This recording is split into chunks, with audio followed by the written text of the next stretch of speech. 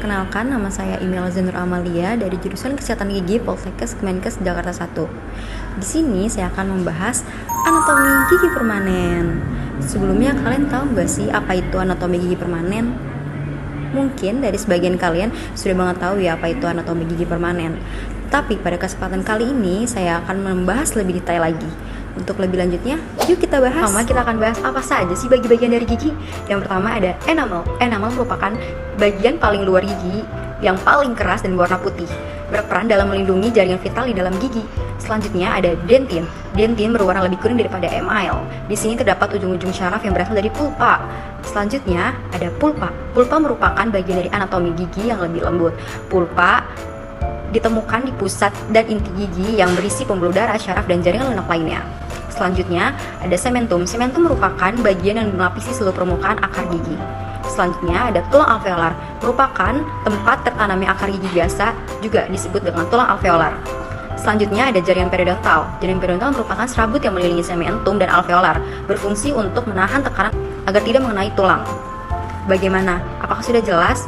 Yuk kita bahas lagi. Nah, selanjutnya kita akan bahas apa saja macam-macam bentuk gigi. Yang pertama di sini ada gigi seri. Gigi seri bentuknya seperti pahat. Gigi ini berfungsi untuk memotong makanan yang baru akan masuk ke dalam mulut. Selanjutnya ada gigi taring. Gigi taring bentuknya lancip seperti paku. Gigi ini berfungsi untuk merobek makanan yang dikunyah. Selanjutnya ada gigi geraham kecil dan besar. Bagian permukaannya berlekuk dan berjendol, berfungsi untuk menggiling dan menghaluskan makanan sebelum ditelan. Bagaimana? Apakah sudah jelas? Kita bahas lagi yuk. Nah, selanjutnya kita akan bahas proses erupsi pada gigi permanen. Aku jelasin ya, dari arah atas. Yang pertama, incisivus 1. Untuk tumbuhnya 3-4 bulan, erupsinya 7-8 tahun, tumbuh sempurnanya 10 tahun. Untuk incisivus 2, 10-12 bulan, erupsinya 8-9 tahun, tumbuh sempurnanya 11 tahun. Untuk caninas, 4-5 bulan, erupsinya 11-12 tahun, untuk tumbuh sempurnanya 13-15 tahun.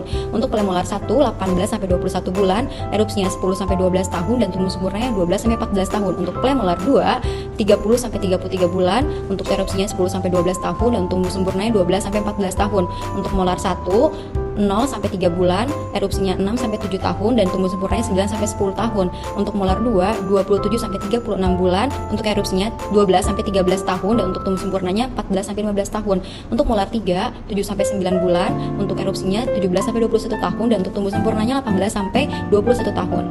Dan selanjutnya untuk rahang bawah, incisivus 1, 3-4 bulan, untuk erupsinya 6-7 tahun, untuk tumbuh sempurnanya 9 tahun. Untuk incisivus 2, 3-4 bulan, untuk erupsinya 7-8 tahun, untuk tumbuh sempurnanya 10 tahun. Untuk caninas 4-6 bulan, untuk erupsinya 9-10 tahun, untuk tumbuh sempurnanya 12-14 tahun. Untuk premolar 1, 18-24 bulan, erupsinya 10-12 tahun, dan tumbuh sempurnanya 12-13 tahun.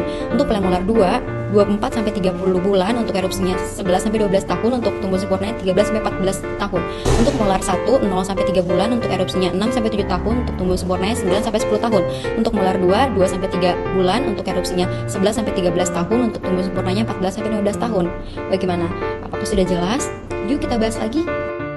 Nah, selanjutnya kita akan bahas apa fungsi gigi dalam kehidupan. Nih, yang pertama, berfungsi untuk mengunyah, memotong, dan menghancurkan makanan sehingga lembut dan mudah ditelan.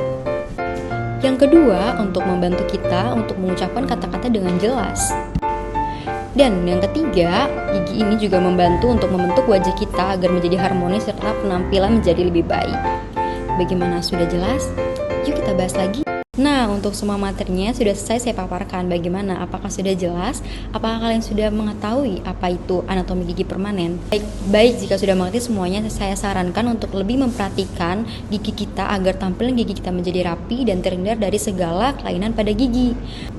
Baik teman-teman, untuk kurang lebihnya mohon maaf. Sekian video dari saya dan penjelasan dari saya pada kesempatan kali ini. Terima kasih, sampai jumpa.